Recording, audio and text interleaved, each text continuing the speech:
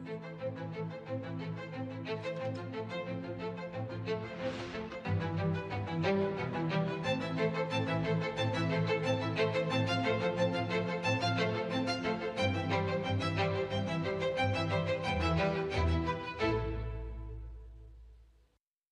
प्यारे देशवासियों, नमस्कार। आज जब मैं आपसे मन की बात कर रहा हूं, तो मन में गहरी पीड़ा है।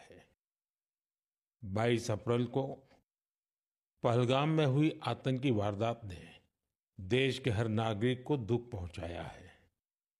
पीड़ित परिवारों के प्रति हर भारतीय के मन में गहरी संवेदना है। भले वो किसी भी राज्य का हो, वो कोई भी भाषा बोलता हो, लेकिन वो उन लोगों के दर्द को महसूस कर रहा है जिन्होंने इस हमले में अपने परिजनों को खोया है। मुझे एहसास है, हर भारतीय का खून आतंकी हमले की तस्वीरों को देखकर खौल रहा है। पहलगाम में हुआ ये हमला आतंक के सरपरस्तों की हताशा को दिखाता है, उनकी कायरता को दिखाता है। ऐसे समय में जब कश्मीर में शांति लौट रही थी, स्कूल कॉलेजों में एक वाइब्रेंसी थी, निर्माण कार्यों में अभूतपूर्व गति आई थी, लोकतंत्र मजबूत हो रहा था, पर्यटकों की संख्या में रिकॉर्ड बढ़ोतरी हो रही थी, लोगों की कमाई बढ़ रही थी, युवाओं के लिए नए अवसर तैयार हो रहे थे, देश के दुश्मनों को, जम्मू कश्मीर के दुश्मनों को ये रास नहीं आया। आतंकी और आतंक के आका चाहते हैं कश्मीर फिर से तबाह हो जाए, और इसलिए इतनी बड़ी साजिश को अंजाम दिया। आतंकवाद के खिलाफ इस युद्ध में देश की एकता, 140 करोड़ भारतीयों की एकजुटता हमारी सबसे बड़ी ताकत है। यही एकता आतंकवाद के खिलाफ हमारी निर्णायक लड़ाई का आधार है। हमें देश के सामने आई इस चुनौती का सामना करने के लिए अपने संकल्पों को मजबूत करना है। हमें एक राष्ट्र के रूप में दृढ़ इच्छा शक्ति का प्रदर्शन करना है। आज दुनिया देख रही है, इस आतंकी हमले के बाद पूरा देश एक स्वर में बोल रहा है। साथियों, भारत के हम लोगों में जो आक्रोश है, वो आक्रोश पूरी दुनिया में है। इस आतंकी हमले के बाद लगातार दुनिया भर से संवेदनाएं आ रही हैं। मुझे भी ग्लोबल लीडर्स ने फोन किए हैं, पत्र लिखे हैं, संदेश भेजे हैं। इस जघन्य तरीके से किए गए आतंकी हमले की सबने कठोर निंदा की है। उन्होंने मृतकों के परिवारजनों के प्रति संवेदनाएं प्रकट की है। पूरा विश्व आतंकवाद के खिलाफ हमारी लड़ाई में 140 करोड़ भारतीयों के साथ खड़ा है। मैं पीड़ित परिवारों को फिर भरोसा देता हूं, उन्हें न्याय मिलेगा, न्याय मिलकर रहेगा। इस हमले के दोषियों और साजिश रचने वालों को कठोरतम जवाब दिया जाएगा। साथियों, 2 दिन पहले हमने देश के महान वैज्ञानिक डॉक्टर कस्तूरीरंगन जी को खो दिया है। जब भी कस्तूरीरंगन जी से मुलाकात हुई, हम भारत के युवाओं के टैलेंट, आधुनिक शिक्षा, स्पेस साइंस, ऐसे विषयों पर काफी चर्चा करते थे। विज्ञान, शिक्षा और भारत के अंतरिक्ष कार्यक्रम को नई ऊंचाई देने में उनके योगदान को हमेशा याद किया जाएगा। उनके नेतृत्व में इसरो को एक नई पहचान मिली। उनके मार्गदर्शन में जो स्पेस प्रोग्राम आगे बढ़े, उससे भारत के प्रयासों को ग्लोबल मान्यता मिली। आज भारत जिन सैटेलाइट्स का उपयोग करता है, उनमें से कई डॉक्टर कस्तूरीरंगन की देखरेख में ही लॉन्च की गई थी।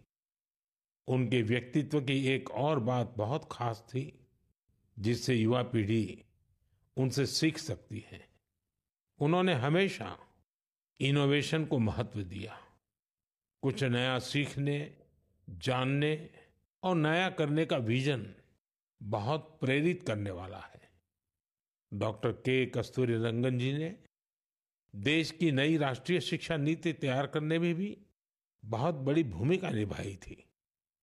डॉक्टर कस्तूरीरंगन 21वीं सदी की आधुनिक जरूरतों के मुताबिक फॉरवर्ड लुकिंग एजुकेशन का विचार लेकर आए थे। देश की निस्वार्थ सेवा और राष्ट्र निर्माण में उनके योगदान को हमेशा याद किया जाएगा। मैं डॉक्टर के कस्तूरीरंगन जी को विनम्र भाव से श्रद्धांजलि अर्पित करता हूं। मेरे प्यारे देशवासियों, इसी महीने अप्रैल में आर्यभट्ट सैटेलाइट की लॉन्चिंग के 50 वर्ष पूरे हुए हैं। आज जब हम पीछे मुड़कर देखते हैं, 50 वर्षों की इस यात्रा को याद करते हैं, तो लगता है हमने कितनी लंबी दूरी तय की है। अंतरिक्ष में भारत के सपनों की ये उड़ान एक समय केवल हौसलों से शुरू हुई थी। राष्ट्र के लिए कुछ कर गुजरने का जज्बा पाले कुछ युवा वैज्ञानिक, उनके पास न तो आज जैसे आधुनिक संसाधन थे, न ही दुनिया की टेक्नोलॉजी तक वैसी पहुंच थी। अगर कुछ था तो वो था प्रतिभा, लगन, मेहनत और देश के लिए कुछ करने का जज्बा। बैलगाड़ियों और साइकिलों पर क्रिटिकल इक्विपमेंट को खुद लेकर जाते हमारे वैज्ञानिकों की तस्वीरों को आपने भी देखा होगा। उसी लगन और राष्ट्र सेवा की भावना का नतीजा है कि आज इतना कुछ बदल गया है। आज भारत एक ग्लोबल स्पेस पावर बन चुका है। हमने एक साथ 104 सैटेलाइट का लॉन्च करके रिकॉर्ड बनाया है। हम चंद्रमा के साउथ पोल पर पहुंचने वाले पहले देश बने हैं। भारत ने मार्स ऑर्बिटर मिशन लॉन्च किया है और हम आदित्य L1 मिशन के जरिए सूरज के काफी करीब तक पहुंचे हैं। आज भारत पूरी दुनिया में सबसे ज्यादा कॉस्ट इफेक्टिव लेकिन सक्सेसफुल स्पेस प्रोग्राम का नेतृत्व कर रहा है। दुनिया के कई देश अपनी सैटेलाइट्स और स्पेस मिशन के लिए इसरो की मदद लेते हैं। साथियों, हम जब इसरो द्वारा किसी सैटेलाइट का लॉन्च देखते हैं तो हम गर्व से भर जाते हैं। ऐसी ही अनुभूति मुझे तब हुई जब मैं 2014 में PSLV C-23 की लॉन्चिंग का साक्षी बना था। 2019 में चंद्रयान-2 की लैंडिंग के दौरान भी मैं बेंगलुरु के इसरो सेंटर में मौजूद था। उस समय चंद्रयान को वो अपेक्षित सफलता नहीं मिली थी। तब वैज्ञानिकों के लिए वो बहुत मुश्किल घड़ी थी, लेकिन मैं अपनी आंखों से वैज्ञानिकों के धैर्य और कुछ कर गुजरने का जज्बा भी देख रहा था। और कुछ साल बाद पूरी दुनिया ने भी देखा कैसे उन्हीं वैज्ञानिकों ने चंद्रयान-3 को सफल करके दिखाया। साथियों, अब भारत ने अपने स्पेस सेक्टर को प्राइवेट सेक्टर के लिए भी ओपन कर दिया है। आज बहुत से युवा स्पेस स्टार्टअप में नए झंडे लहरा रहे हैं। 10 साल पहले इस क्षेत्र में सिर्फ एक कंपनी थी, लेकिन आज देश में 350 से ज्यादा स्पेस स्टार्टअप काम कर रहे हैं। आने वाला समय स्पेस में बहुत सारी नई संभावनाएं लेकर आ रहा है। भारत नई ऊंचाइयों को छूने वाला है। देश गगनयान, स्पेडेक्स और चंद्रयान-4 जैसे कई अहम मिशन की तैयारियों में जुटा है। हम वीनस ऑर्बिटर मिशन और मार्स लैंडर मिशन पर भी काम कर रहे हैं। हमारे स्पेस साइंटिस्ट अपने इनोवेशन से देशवासियों को नए गर्व से भरने वाले हैं। साथियों, पिछले महीने म्यांमार में आए भूकंप की खौफनाक तस्वीरें आपने जरूर देखी होगी। भूकंप से वहां बहुत बड़ी तबाही आई। मलबे में फंसे लोगों के लिए एक एक सांस, एक एक पल कीमती था। इसलिए भारत ने म्यांमार के हमारे भाई बहनों के लिए तुरंत ऑपरेशन ब्रह्मा शुरू किया। एयरफोर्स के एयरक्राफ्ट से लेकर नेवी के शिप्स तक म्यांमार की मदद के लिए रवाना हो गए। वहां भारतीय टीम ने एक फील्ड हॉस्पिटल तैयार किया। इंजीनियरों की एक टीम ने अहम इमारतों और इंफ्रास्ट्रक्चर्स को हुए नुकसान का आकलन करने में मदद की। भारतीय टीम ने वहां कंबल, टेंट, स्लीपिंग बैग, दवाइयां, खाने पीने के सामान के साथ ही और भी बहुत सारी चीजों की सप्लाई की। इस दौरान भारतीय टीम को वहां के लोगों से बहुत सारी तारीफ भी मिली। साथियों, इस संकट में साहस, धैर्य और सूझबूझ के कई दिल छू जाने वाले उदाहरण सामने आए। भारत की टीम ने 70 वर्ष से ज्यादा उम्र की एक बुजुर्ग महिला को बचाया, जो मलबे में 18 घंटों से दबी हुई थी। जो लोग अभी टीवी पर मन की बात देख रहे हैं, उन्हें उस बुजुर्ग महिला का चेहरा भी दिख रहा होगा। भारत से गई टीम ने उनके ऑक्सीजन लेवल को स्टेबल करने से लेकर फ्रैक्चर के ट्रीटमेंट तक इलाज की हर सुविधा उपलब्ध कराई। जब इस बुजुर्ग महिला को अस्पताल से छुट्टी मिली, तो उन्होंने हमारी टीम का बहुत आभार जताया। वो बोली कि भारतीय बचाव दल की वजह से उन्हें नया जीवन मिला है। बहुत से लोगों ने हमारी टीम को बताया कि उनकी वजह से वो अपने दोस्तों और रिश्तेदारों को ढूंढ पाए। साथियों, भूकंप के बाद म्यांमार में मांडले की एक मॉनेस्ट्री में भी कई लोगों के फंसे होने की आशंका थी। हमारे साथियों ने यहां भी राहत और बचाव अभियान चलाया। इसकी वजह से उन्हें बौद्ध भिक्षुओं का ढेर सारा आशीर्वाद मिला। हमें ऑपरेशन ब्रह्मा में हिस्सा लेने वाले सभी लोगों पर बहुत गर्व है। हमारी परंपरा है, हमारे संस्कार है, वसुधैव कुटुंबकम की भावना। पूरी दुनिया एक परिवार है। संकट के समय विश्व मित्र के रूप में भारत की तत्परता और मानवता के लिए भारत की प्रतिबद्धता हमारी पहचान बन रही है। साथियों, मुझे अफ्रीका के इथियोपिया में प्रवासी भारतीयों के एक अभिनव प्रयास का पता चला है।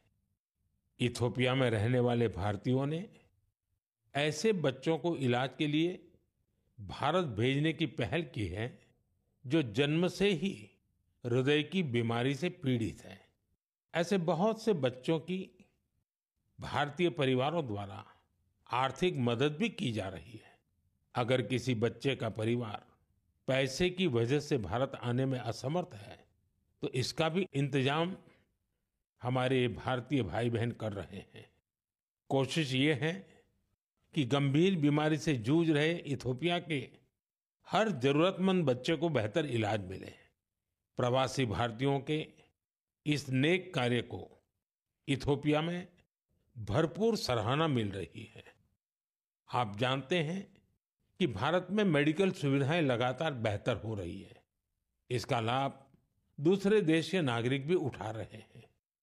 साथियों, कुछ ही दिन पहले भारत ने अफगानिस्तान के लोगों के लिए बड़ी मात्रा में वैक्सीन भी भेजी है। ये vaccine rabies, tetanus, hepatitis B और इन्फ्लुएंजा जैसी खतरनाक बीमारियों से बचाव में काम आएगी।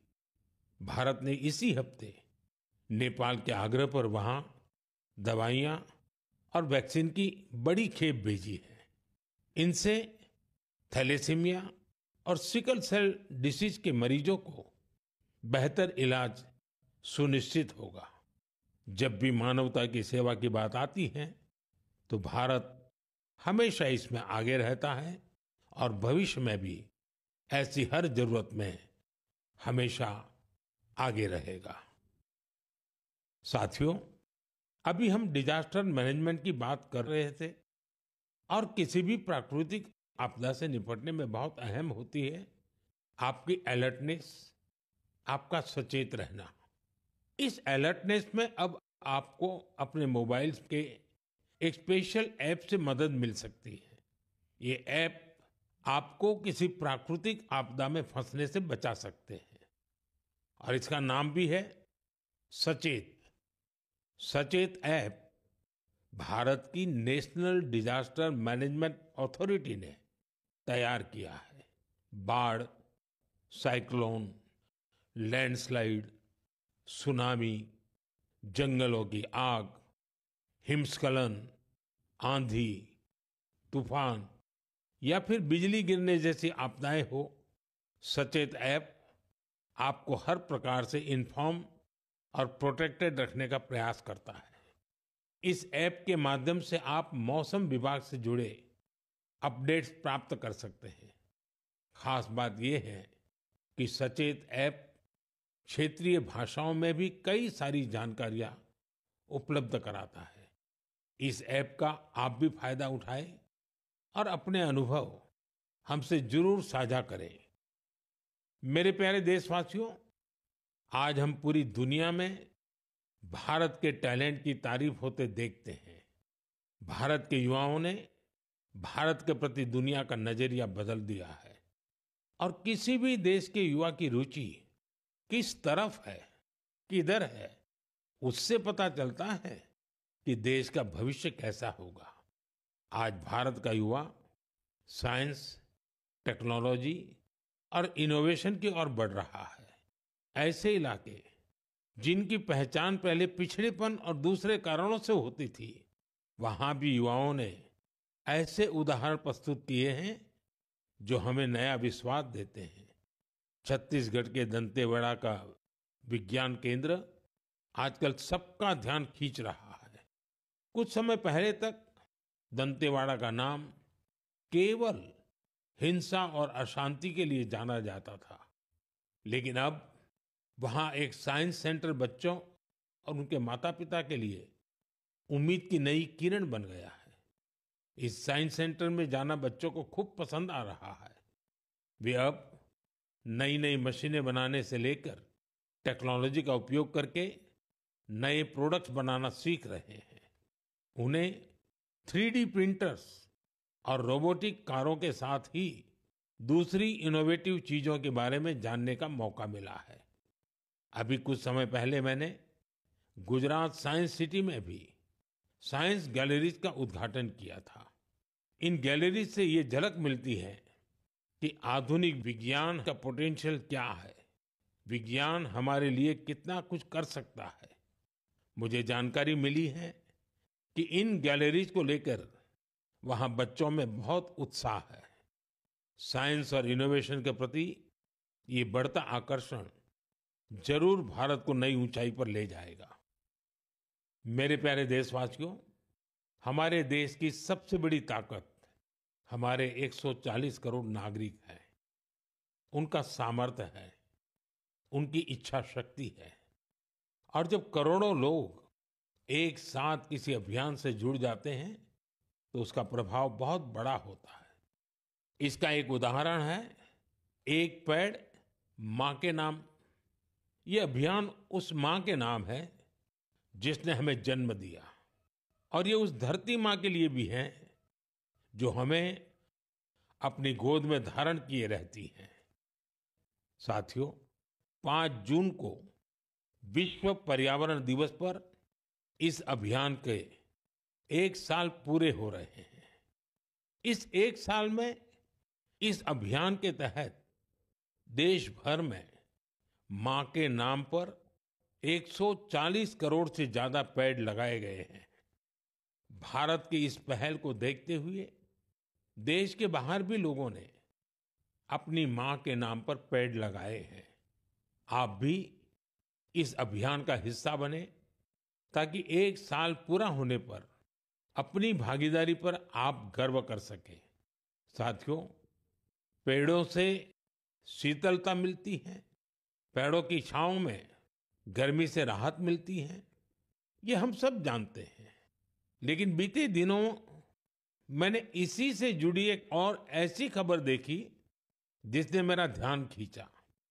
गुजरात के अहमदाबाद शहर में पिछले कुछ वर्षों में 70 लाख से ज्यादा पेड़ लगाए गए हैं। इन पेड़ों ने अहमदाबाद में ग्रीन एरिया काफी बढ़ा दिया है।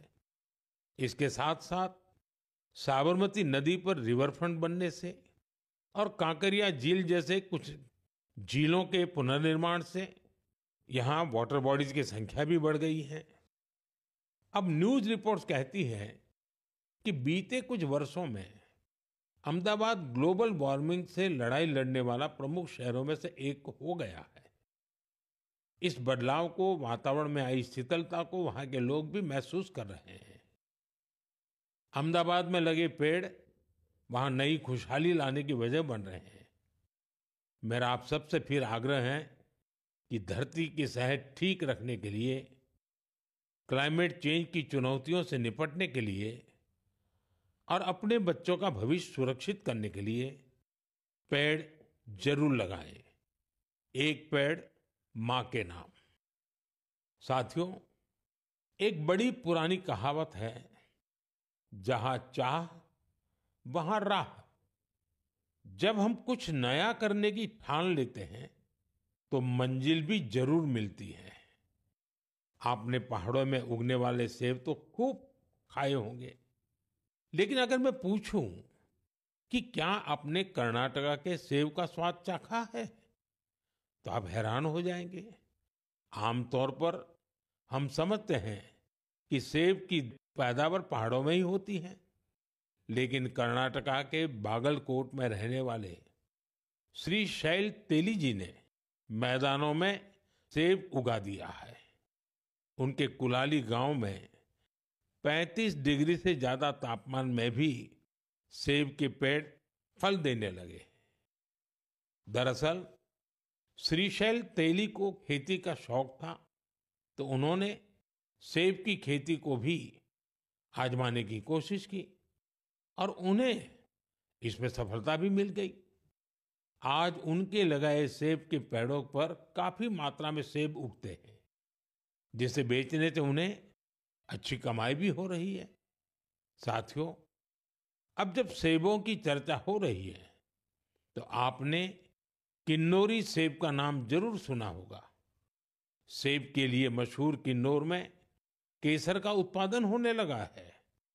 आमतौर पर हिमाचल में केसर की खेती कम ही होती थी, लेकिन अब किन्नौर की खूबसूरत सांगला घाटी में भी केसर की खेती होने लगी।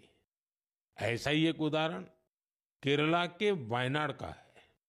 यहाँ भी केसर उगाने में सफलता मिली और वायनाड में ये केसर किसी खेत या मिट्टी में नहीं, बल्कि एरोपोनिक्स टेक्निक से उगाए जा रहे हैं। कुछ ऐसा ही हैरत भरा काम लीची की पैदावार के साथ हुआ है।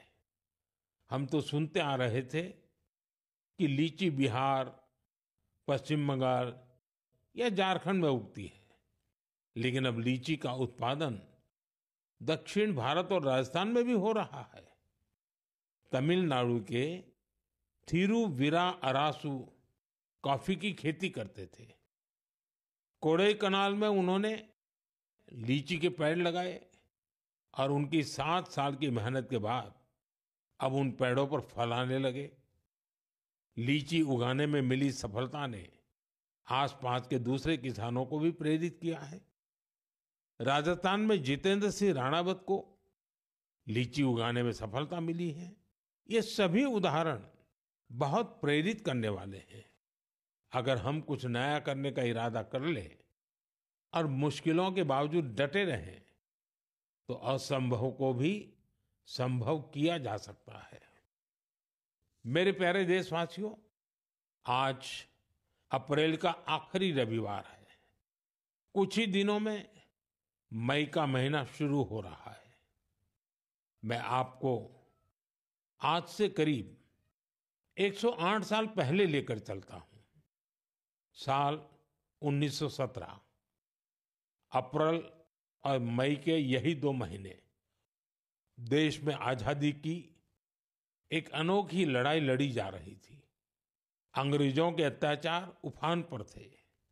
गरीबों, वंचितों और किसानों का शोषण अमानवीय स्तर को भी पार कर चुका था। बिहार की उपजाऊ धरती पर ये अंग्रेज किसानों को नील की खेती के लिए मजबूर कर रहे थे। नील की खेती से किसानों के खेत बंजर हो रहे थे, लेकिन अंग्रेजी हुकूमत को इससे कोई मतलब नहीं था। ऐसे हालात में 1917 में गांधी जी बिहार के चंपारण पहुंचे हैं। किसानों ने गांधी जी को बताया, हमारी जमीन मर रही है, खाने के लिए अनाज नहीं मिल रहा है। लाखों किसानों की उस पीड़ा से गांधी जी के मन में एक संकल्प उठा। वहीं से चंपारण का ऐतिहासिक सत्याग्रह शुरू हुआ। चंपारण सत्याग्रह ये बापू द्वारा भारत में पहला बड़ा प्रयोग था। बापू के सत्याग्रह से पूरी अंग्रेज हुकूमत हिल गई। अंग्रेजों को नील की खेती के लिए किसानों को मजबूर करने वाले कानून को स्थगित करना पड़ा। एक ऐसी जीत थी जिसने आजादी की लड़ाई में नया विश्वास फूंका। आप सब जानते होंगे, इस सत्याग्रह में बड़ा योगदान बिहार के एक और सपूत का भी था, जो आजादी के बाद देश के पहले राष्ट्रपति बने। वो महान विभूति थे डॉक्टर राजेंद्र प्रसाद। उन्होंने चंपारण सत्याग्रह पर एक किताब भी लिखी, सत्याग्रह इन चंपारण। ये किताब हर युवा को पढ़नी चाहिए। भाइयों बहनों, अप्रैल में ही स्वतंत्रता संग्राम की लड़ाई के कई और अमिट अध्याय जुड़े हुए हैं। अप्रैल की 6 तारीख को ही गांधी जी की दांडी यात्रा संपन्न हुई थी। 12 मार्च से शुरू होकर 24 दिनों तक चली इस यात्रा ने अंग्रेजों को झकझोर कर रख दिया था। अप्रैल में ही जलियांवाला बाग नरसंहार हुआ था। पंजाब की धरती पर इस रक्त रंजित इतिहास के निशान आज भी मौजूद है। साथियों, कुछ ही दिनों में 10 मई को प्रथम स्वतंत्रता संग्राम की वर्षगांठ भी आने वाली है। आजादी की उस पहली लड़ाई में जो चिंगारी उठी थी, वो आगे चलकर लाखों सेनानियों के लिए मशाल बन गई। अभी 26 अप्रैल को हमने 1857 की क्रांति के महान नायक बाबू वीर कुंवर सिंह जी की पुण्यतिथि भी मनाई है। बिहार के इन महान सेनानी से पूरे देश को प्रेरणा मिलती है। हमें ऐसे ही लाखों स्वतंत्रता सेनानियों की अमर प्रेरणाओं को जीवित रखना है। हमें उनसे जो ऊर्जा मिलती है, वो अमृतकाल के हमारे संकल्पों को नई मजबूती देती है। साथियों, मन की बात की इस लंबी यात्रा में आपने इस कार्यक्रम के साथ एक आत्मीय रिश्ता बना लिया है। देशवासी जो उपलब्धियां दूसरों से साझा करना चाहते हैं, उसे मन की बात के माध्यम से लोगों तक पहुंचाते हैं। अगले महीने